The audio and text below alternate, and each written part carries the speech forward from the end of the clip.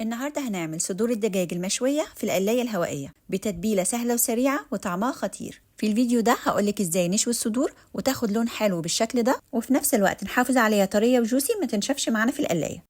وكمان هنقدم جنبها خضار مشوي في الاير فراير. الفيديو ده مليان افكار كتير هتعجبكم، تابعوني لاخر الفيديو عشان كمان هننضف الدهون اللي بتكون على جناب الشبكه بطريقه بسيطه جدا. ولو اول مره تشوفيني، انا قناه سو لايف، هتلاقي عندي كل وصفات الاير فراير. ما تنسيش اللايك والاشتراك وتفعيل الجرس على كلمه الكل عشان يوصلك فيديوهاتي الجديده. ويلا بينا نسمي الله ونعمل احلى تتبيله للصدور المشويه. معايا هنا صدور مخليه، طبعا غسلتها كويس جدا ونقعتها في محلول النقع مش اقل من ساعه. هبدا الاول اشيل الزيادات من الصدور. الجزء ده اللي انتوا شايفينه بيتقال عليه الموزه او الفليتو، بتبقى حلوه جدا في الستريبس، فانا بجمعهم على جنب. وممكن برضو تقطعيهم شرايح بالطول وتعملي بيهم فاهيتا او شاورما. وهبدا اقسم الصدور لشرايح متساويه، مش رفيعه قوي عشان ما تنشفش منك ولا تخينه. وعلشان تقطعي شرايح الفراخ كده مظبوط، ان كان الصدور المشويه او حتى البانيه، حطي صدور الفراخ تجمد شويه في الفريزر عشان تبقى اسهل عليكي في التقطيع. السمك ده كويس جدا. ولو مش عايزه تقطعي البانيه لشرايح، ممكن تعملي الصدور كامله على بعضها، تحطي عليها كيس بلاستيك وتدقيها عشان ترفعي سمك الصدور شويه وتكسري الانسجه بتاعتها. دي طريقه. وفي طريقه تانية ممكن تعملي فيها تقطيعات بالطول وبالعرض عشان تتشرب كويس من التتبيله وتبقى اسهل في التسويه. ده لو انت حابه تعملي الصدور كامله. ودلوقتي هنعمل اسهل واسرع تتبيله للصدور المشويه. لو جربتيها ما عدتيش هتعملي اي طريقه تانية. التتبيله عباره عن معلقتين زبادي، عليهم معلقه صغيره ملح ممسوحه، نص معلقه فلفل اسود، نص معلقه توم باودر، نص معلقه بصل باودر، ومعلقه بابريكا ومعلقه زعتر، وربع معلقه صغيره شطه، ده حسب الرغبه. وهحط كمان نص معلقه صغيره من خلطه المشاوي، وخلي بالك تقليل الملح عشان بيكون فيها ملح. وهعصر عليهم نص ليمونه صغيره ومعلقتين كبار زيت زيتون، لان الصدور ما بيكونش فيها اي دهون وانا عايزاها تكون طريه. وبس كده، هي دي التتبيله، بسيطه جدا وهيطلع طعمها خطير. هسيب لك كل المقادير في صندوق الوصف، وكمان هتظهر لك على الشاشه. وهحط صدور الفراخ واتاكد كويس ان كل قطعه اتغطت كويس بالتتبيله، وهسيبها نص ساعه كفايه، لان التتبيله دي سريعه ما بتاخدش وقت معاكي. كميه الصدور اللي انا متبلاها دي حوالي 650 جرام. لو انت هتعملي كميه اقل او طبق صدور من اللي بيتباع جاهز اللي هو 450 جرام، يبقى تعملي نص المقادير اللي قلناها. ما تكتريش التوابل والملح، لان الاير فراير بتظهر التوابل. وزي ما متعودين، اي لحوم بسخن الاير فراير قبلها دقيقتين على درجه حراره 200. وعشان الصدور ما تنشفش منك، بلاش تحطيها على الشبكه على طول، لازم تحطي تحتها حاجه، ورق اير فراير، ورقه زبده، طبق السيليكون اللي يريحك. بس المهم ما تحطهاش على الشبكه، لان كده كده الصدور ما فيش فيها دهون، واحنا عايزينها تفضل طريه وتحتفظ بالسوائل اللي فيها. ده غير ان احنا عاملين تتبيله الزبادي مع الليمون مع زيت الزيتون هيخلوا الفراخ طريه جدا. ودي الكميه اللي اخدتها الشبكه، يعني هعمل الصدور على مرتين. وهختار برنامج الدجاج درجه الحراره على 180، والوقت 27 دقيقه، وهنشوف مع بعض هياخد وقت قد ايه. البرنامج ده مناسب للصدور المشويه، لدبابيس الفراخ، للحاجه اللي ما بتاخدش وقت كتير، لكن مش مناسب خالص لو هتعملي فرخه كامله بالعظم. عشان كده انا مش دايما بعتمد على البرامج، وبقول لك درجه الحراره والوقت عشان تظبطيهم على اي نوع اير فراير عندك. وبعد 10 دقايق فتحت عليها، وده كان شكلها بدأت تدخل في السوا، لكن هسيبها كمان 5 دقايق على نفس الجهه من غير ما اقلبها. ودلوقتي عدى 15 دقيقه، استوت من الجهه دي وبدات تاخد لون. شايفه السوائل دي لو كنت حطيتها على الشبكه على طول كانت هتنزل تحت الشبكه والصدور هتنشف جدا، لكن دلوقتي الصدور المشويه هتشربها تاني وهتفضل طريه وجوسي. ودلوقتي هقلبها على الناحيه التانية واخليها تكمل الوقت. ما عادش في البرنامج غير 3 دقايق بس. الفراخ استوت كويس جدا. هقلبها كمان مره على الجهه التانية.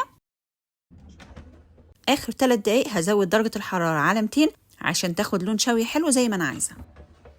وقت البرنامج خلص والفراخ طلعت مشويه حلو جدا وطريه وجوسي، ما نشفتش مني في القلايه. وكده اجمالي الوقت اخدت معايا البرنامج كامل 27 دقيقه على درجه حراره 180.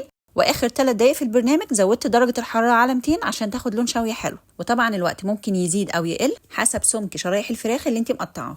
ودلوقتي هحط باقي كميه الصدور، وعلى ما تخلص قطعت الخضار اللي احنا هنشويه دلوقتي مع بعض برده في الاير فراير.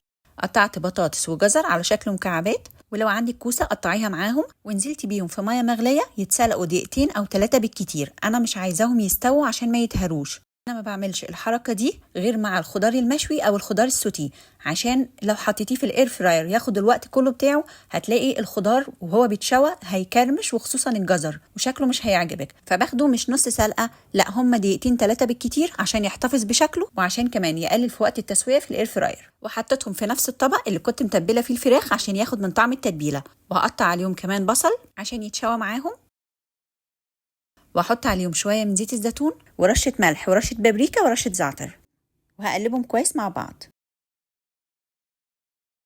وفي الوقت ده كان باقي كميه الصدور خلصت، شلتها واحط مكانها الخضار اللي هنشويه.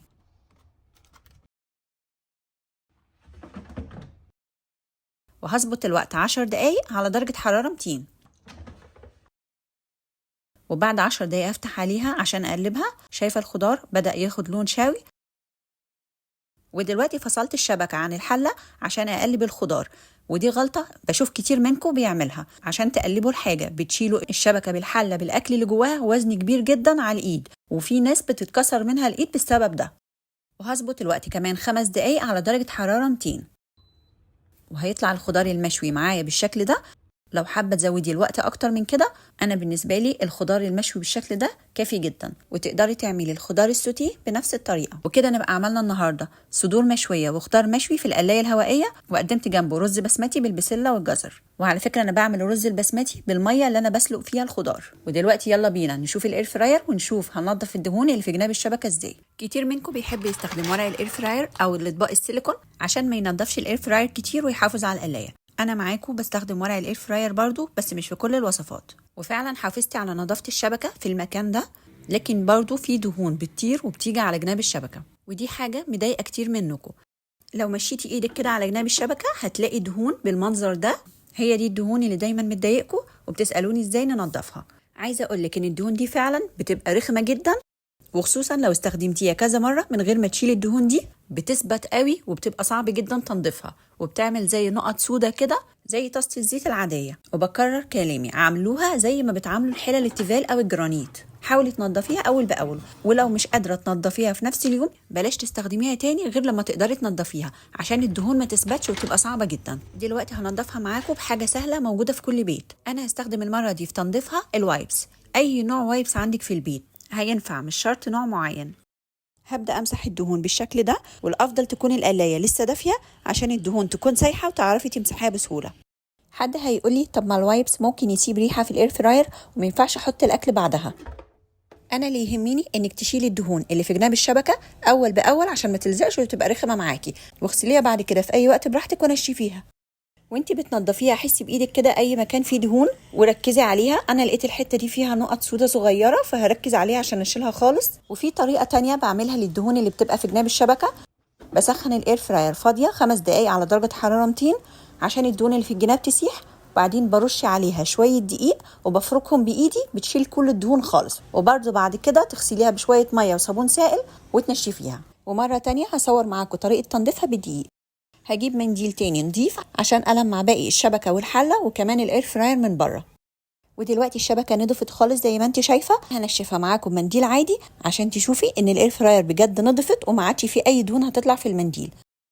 ما عادش ناقص غير ان اغير ورقة الزبدة اللي حطها تحت الشبكة، والقلاية بقت زي الفل. لو عجبك الفيديو اكتبي لي رايك في التعليقات، ولايك وشير كتير عشان يوصل الفيديو لعدد اكبر. واشوفكم على خير في فيديو جديد باذن الله.